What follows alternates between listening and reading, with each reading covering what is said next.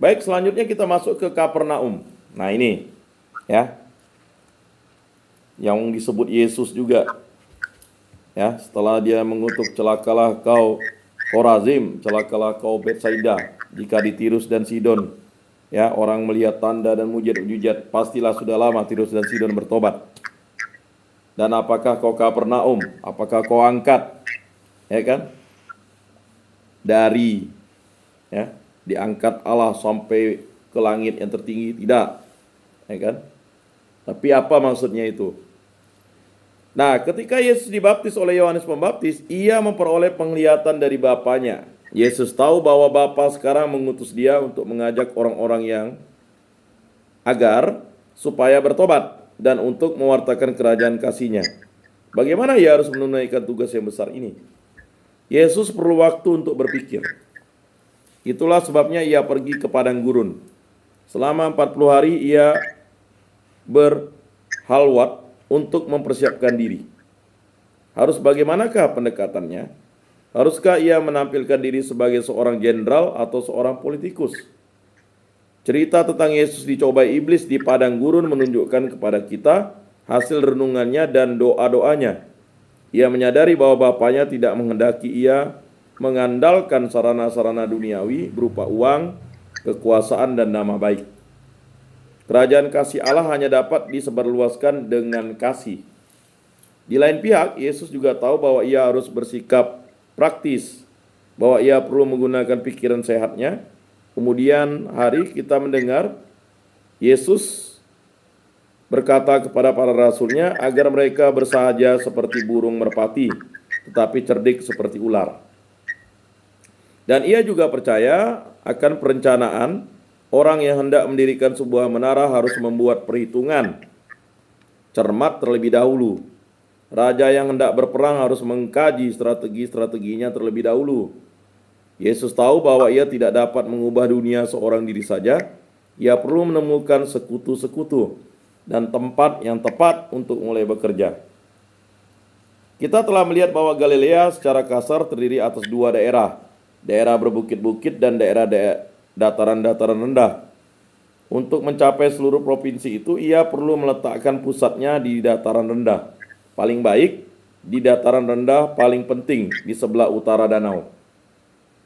Di sana segala sesuatu terpumpun, ya.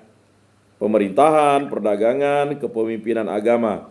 Dari sana seperti ruji-ruji yang menyebar dari poros roda, jalan-jalan menyebar ke lembah-lembah dan bukit-bukit, dan bahkan ke provinsi-provinsi di dekatnya.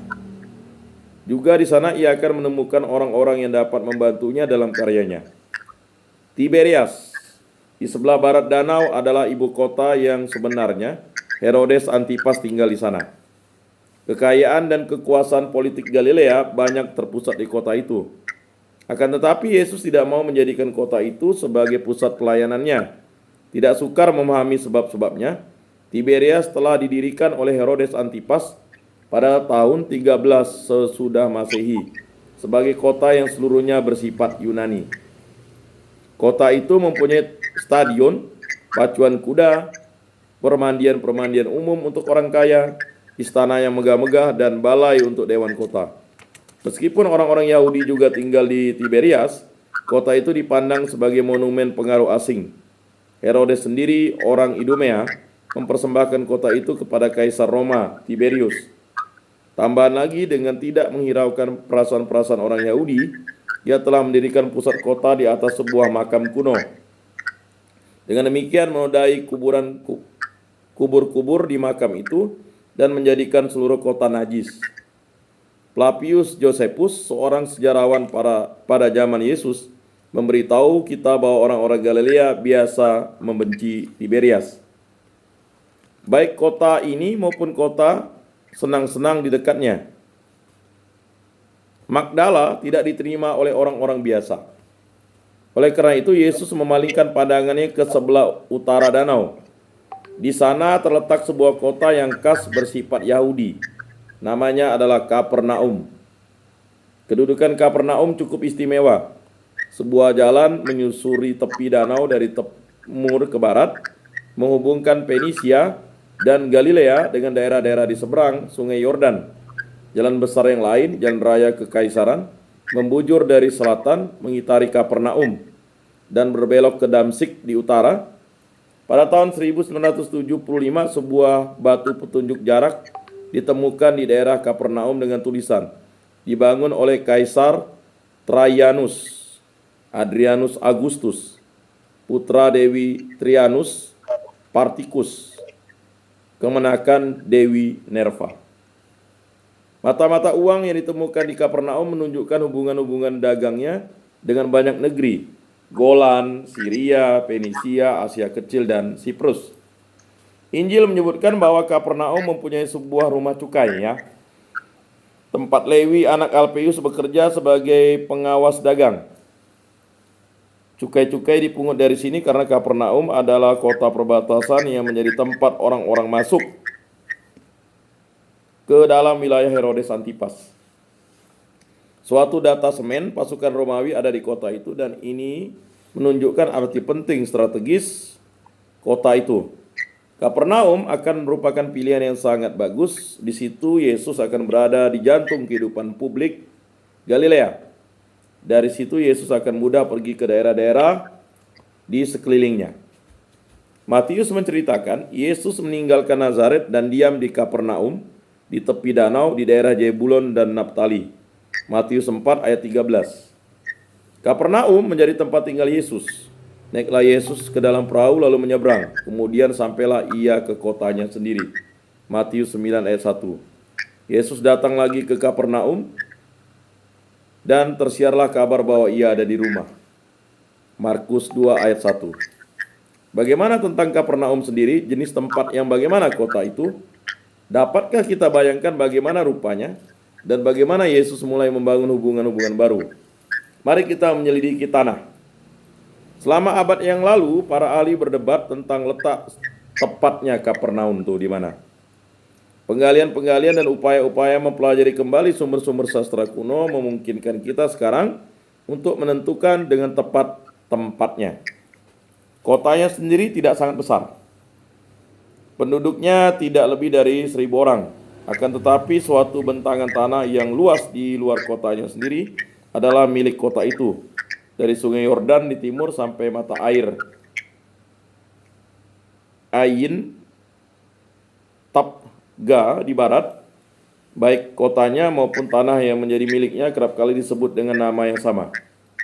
Flavius Josephus yang menjadi wali negeri Galilea kurang lebih 40 tahun sesudah Yesus wafat berbicara tentang kota itu dengan kata-kata sebagai berikut.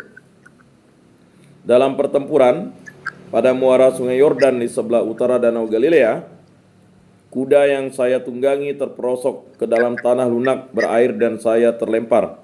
Saya dibawa ke desa Kap Harnomon dengan pergelangan tangan saya terkilir. Ia juga menyebutkan tanahnya dan mata air Ain Tabga yang mengairi dataran Genesaret. Selain iklimnya hangat, menyenangkan, tanah itu juga diairi dari mata air yang sangat menyuburkan. Orang-orang setempat menyebutnya Kapernaum. Beberapa orang menganggap air mata itu dapat berasal dari sungai Nil karena banyak di situ ikan korasin. Nah, ikan korasin sebanyak di danau di dekat Alexandria. Mata air itu, Ain Tabga sekarang ini merupakan daerah pendukung Kapernaum, sebuah kawasan industri yang kecil. Itulah sebabnya daerah itu juga bernama Kapernaum. Penggalian-penggalian telah menunjukkan bahwa dahulu ada pabrik-pabrik dan industri-industri yang lain seperti industri periuk, belanga, dan industri penyamakan kulit. Air dari mata air itu tidak hanya mengairi kawasan pantai Kapernaum, tetapi juga melalui saluran semen yang digali menembus batu padas, mengairi dataran Genesaret di dekatnya. Akan tetapi Yesus bertempat tinggal di desa utamanya, di kota Kapernaum sendiri. Penggalian-penggalian baru-baru ini telah menyingkap kira-kira separuh dari tempatnya dulu. Usaha kita untuk merekonstruksi kota itu dan mengikuti sedekat-dekatnya laporan-laporan arkeologis yang terbaru. Bapak-bapak, saudara-saudara yang terkasih dalam Yesus Kristus, kita lihat kota ya. Luas Kapernaum hanya beberapa are atau beberapa ukurannya are ya. Kita tidak tahu berapa luas tepatnya pada zaman Kristus. Barangkali luasnya tidak lebih dari 200 yar panjang. Are dan yar ini ukuran ini ya. Ukuran orang luar ya. Dari utara ke selatan yakni dan danau ke bukit-bukit. Dan 300 yar lebar sepanjang pantai danau. Kita bisa lihat ya. Meskipun sisa-sisa peninggalan penghunian manusia dari zaman yang sangat kuno ditemukan di bawah beberapa rumah kota Kapernaum, di zaman Yesus didirikan pada abad ke-5 sebelum Masehi. Ini berarti bahwa Kapernaum mungkin mulai sebagai koloni kecil orang Persia yang dibangun untuk mengendalikan jalan-jalan perdagangan sepanjang pantai utara danau. Dalam perjalanan sejarah, orang-orang Yahudi bertempat tinggal di kota itu sebagai pejabat-pejabat, rendahan, pedagang-pedagang, pekerja-pekerja terampil, dan sebagainya. Dan akhirnya menjadi penduduk mayoritas kota itu. Di bawah pemerintahan penguasa-penguasa kolonial Yunani dan kemudian Romawi, Kapernaum mungkin tetap merupakan pos pemerintahan setempat. Ciri Kapernaum sebagai tempat resmi masih dapat dilihat dalam rencana kotanya yang sistematis, seperti di kota-kota Persia, Yunani, Romawi lainnya. Di Kapernaum ada jalan-jalan utama. Di sini membujur dari utara ke selatan, yang disimpangi oleh jalan-jalan atau lorong-lorong kecil yang membujur dari timur ke barat. Hasilnya adalah sejumlah blok rumah yang berbangun bersegi atau persegi. Penggalian-penggalian menyingkap dua tempat yang mempunyai arti penting istimewa, sebuah sinagoga dan sebuah tempat suci Kristiani yang menandai rumah Santo Petrus. Karena kedua tempat ini sangat penting bagi kita, kelak akan kita perhatikan secara istimewa. Pertanyaan yang harus kita pertimbangkan terlebih dahulu ialah, dapatkah kita mengatakan sesuatu yang lebih pasti tentang macam orang-orang yang bertempat tinggal di Kapernaum pada zaman Yesus? Dapat ya. Satu hal mencolok yang dapat kita amati ialah bahwa kita tidak menemukan pertentangan-pertentangan sosial yang besar yang ada di bagian-bagian lain di Galilea. Hampir semua rumahnya serupa bangunnya. Tidak ada rumah-rumah besar yang berdampingan dengan pondok-pondok kecil. Orang-orang warga Kapernaum tergolong kelas menengah. Rumah-rumahnya sederhana tetapi tidak miskin menurut standar-standar waktu itu. Hal itu menguatkan peranan Kapernaum sebagai pos pemerintahan dan pusat perdagangan. Juga ada industri-industri lokal. Ditemukan di sana mesin penggiling buah zaitun yang sudah jadi dan yang belum jadi. Lalu ada batu-batu pipis untuk digunakan di rumah-rumah. Lalu ada lumpang-lumpang, mangkuk-mangkuk, dan cekungan-cekungan. Peralatan ini yang dibuat dari batu basalt dibuat di Kapernaum sendiri. Sebuah bengkel untuk membuat pas-pas kaca juga ditemukan ya. Industri penangkapan ikan pun tidak seprimitif yang kadang-kadang kita bayangkan. Ikan diangkut ke Tari Casai ya, di dekat Magdala ya. Tari Cahaya di dekat Magdala, yang di sana ikan-ikan itu dikeringkan dan serta diasinkan untuk ekspor. Jadi mereka sudah mengasinkan ikan ya. Jadi ikan asin itu 2000 tahun yang lalu sudah ada. Ya, ini dijelaskan nih. Memang di Kapernaum juga terdapat orang-orang buangan dan orang-orang gembel. Seperti misalnya orang kusta yang disembuhkan Yesus persis di luar kota. Dan hamba opsir Romawi itu. Namun secara keseluruhan warga-warga kota Kapernaum adalah orang-orang yang merdeka dan pekerja-pekerja terampil.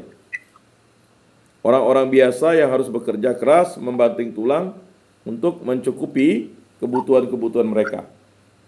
Itulah orang-orang yang dipilih Yesus untuk menjadi kawan-kawan dekat atau sekutu-sekutu karibnya. Nah, bagaimanakah ia membentuk sahabat-sahabatnya? Yang pertama, di antara mereka itu, Injil-Injil dan arkeologi modern memungkinkan kita merekonstruksi ceritanya dengan cukup teliti. Nah, kita lihat kota menjadi rumah ya. Besar kemungkinannya Yesus menyewa sebuah kamar di suatu tempat di dalam atau di dekat Kapernaum. Karena letaknya di sepanjang sejumlah jalan utama, Kapernaum kiranya memiliki suatu penginapan atau rumah persinggahan bagi para musafir atau orang yang berpergian jauh. Injil Yohanes menyimpan beberapa tradisi tentang hari-hari pertama ini. Yohanes Pembaptis membaptis di dekat Betania, di sisi timur Sungai Yordan, di sebelah utara Danau Galilea. Itu akan menerangkan mengapa para pelayan dari Kapernaum dan Betsaida menjadi murid-murid Yohanes Pembaptis pada waktu itu. Yohanes Pembaptis memberitahu para pengikutnya bahwa ia telah melihat Roh turun atas Yesus. Terharu karena kesaksian ini, dua orang dari antara pendengar Yohanes berjalan menyusul Yesus, ingin sekali bertemu dengan dia. Yesus menoleh ke belakang, ia melihat bahwa mereka mengikuti dia, lalu berkata kepada mereka, "Apakah yang kamu cari?" Kata mereka kepadanya, "Rabi," atau guru, "di manakah engkau tinggal?" Ia berkata kepada mereka, "Marilah dan kamu akan melihatnya." Mereka pun datang dan melihat di mana ia tinggal, dan hari itu mereka tinggal bersama-sama dengan dia. Waktu itu kira-kira pukul 4. Injil Yohanes bab 1 ayat 37 sampai 39. Kemudian Injil memberitahu kita bahwa satu dari dua murid yang pertama itu adalah Andreas. Andreas membawa saudaranya Simon kepada Yesus. Yesus memberi Simon nama baru, Kepas, nama Arami ya. Di Kepas itu nama Aram. Atau Petrus, nama Yunani. Jadi Petrus atau Kepas itu sama. Kalau Kepas itu adalah dari bahasa Arami, sedangkan Petrus itu dari nama bahasa Yunani, yang artinya batu karang. Jadi Kepas dan Petrus itu artinya batu karang. Petrus dan Andreas adalah nelayan. Yesus mengajak mereka untuk meninggalkan jala ikan mereka dan bergabung dengan dia sebagai penjala manusia. Waktu itu pasti waktu pencarian bersama yang intens. Yesus menerangkan visinya dan mendapat sambutan berupa komitmen-komitmen pribadi yang pertama. Semua tanda bukti yang kita punyai sekarang memperlihatkan perkembangan baru. Petrus mengajak Yesus untuk tinggal di rumahnya. Yesus meninggalkan tempat tinggal sementaranya di penginapan para musafir dan berpindah ke kamar yang disediakan di rumah Petrus. Seperti kita ketahui dari penggalian-penggalian di Kapernaum dan di tempat lain, sebuah rumah yang biasa terdiri atas sejumlah kamar yang menggerompol di sekeliling sebuah halaman dalam. Setiap kamar akan memberi tempat kepada sebuah keluarga. Sanak saudara akan cenderung bergabung bersama. Dengan demikian, lebih aman terdapat sebuah pintu masuk umum ke dalam halaman dalam itu, dan perlengkapan memasak di halaman itu digunakan bersama-sama. Para peziarah ke Palestina pada abad-abad pertama diketahui telah mengunjungi sebuah tempat di Kapernaum yang mereka percayai sebagai rumah Petrus, rumah tempat Yesus tinggal. Arkeologi sekarang sudah menemukan rumah itu, seperti umumnya dengan tempat-tempat suci kuno, dari abad ke abad. Monumen-monumen yang makin canggih dibangun, yang satu di atas yang lain. Arti pentingnya yang besar bagi kita bahwa tinjauan historis itu memberi kita gambaran yang cukup cermat tentang rupa rumah itu pada zaman Yesus. Orang masuk ke dalam rumah Santo Petrus, jika dapat kita sebut begitu sementara ini, melalui sebuah pintu gerbang dari jalan utama utara selatan. Di dalamnya ada halaman dalam berbentuk L ya. Berbentuk L. Dari situ orang dapat mencapai 6 kamar.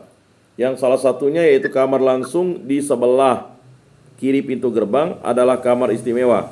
Kamar yang kemudian hari dihormati sebagai tempat suci. Nah, ini barangkali kamar Yesus sendiri. Halaman dalam itu mempunyai batu-batu pipisan dan sebuah perapian, dan undak-undakan batu menuju ke atapnya. Semua kamar hanya dapat dimasuki dari halaman dalam. Pada umumnya kamar-kamar itu agak sempit dan gelap. Dinding-dindingnya dibuat dari batu-batu basal kasar yang diletakkan yang satu di atas yang lain. Dan direkatkan dengan campuran lumpur dan batu keringkil. Yang daya rekatnya tidak begitu kuat. Dinding-dinding itu tidak kuat dan tidak dapat dibuat lebih tinggi dari 9 kaki. Kamar-kamar itu mendapat sinar melalui jendela-jendela kecil yang menghadap halaman dalam. Atap-atapnya terbuat dari balok-balok kayu yang diplester dengan adukan tanah yang dicampuri jerami. Kalau atap digunakan untuk tempat duduk atau untuk topangan lantai kedua, balok-balok kayu itu lebih kuat dan ditutup dengan genting-genting datar. Disinilah berbagai peristiwa yang diceritakan dalam Injil-Injil menjadi hidup di mata angan-angan kita.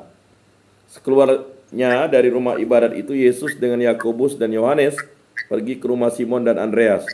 Ibu mertua Simon terbaring karena sakit demam. Mereka segera memberitahukan keadaannya kepada Yesus. Ia pergi ke tempat perempuan itu dan sambil memegang tangannya, ia membangunkan dia. Lalu lenyaplah demamnya. Kemudian perempuan itu melayani mereka. Menjelang malam, sesudah matahari terbenam, dibawalah kepada Yesus semua orang yang menderita sakit dan yang kerasukan setan. Maka berkerumunlah seluruh penduduk kota itu di depan pintu. Ia menyembuhkan banyak orang yang menderita bermacam-macam penyakit dan mengusir banyak setan. Markus bab 1 ayat 29 sampai 34. Sesudah salah satu perjalanannya untuk mewartakan kabar baik, Yesus kembali ke Kapernaum. Tersebar kabar bahwa ia ada di rumah. Banyak orang datang untuk bertemu dengan dia. Ia berbicara kepada mereka di rumahnya. 4 orang datang, mereka mungkin dari desa di dekatnya. Mereka membawa seorang sanak saudara yang lumpuh di atas tikar. Maka mereka naik ke atas atap melalui tangga rumah. Lalu mereka membuka atap yang di atasnya. Sesudah terbuka, mereka menurunkan tilam tempat orang lumpuh itu terbaring. Yesus terharu oleh iman mereka. Ia bercakap-cakap dengan orang yang lumpuh itu, mengampuni dosa-dosanya dan menyembuhkannya. Kita bisa baca di Injil Markus bab 2 ayat 1 sampai 12.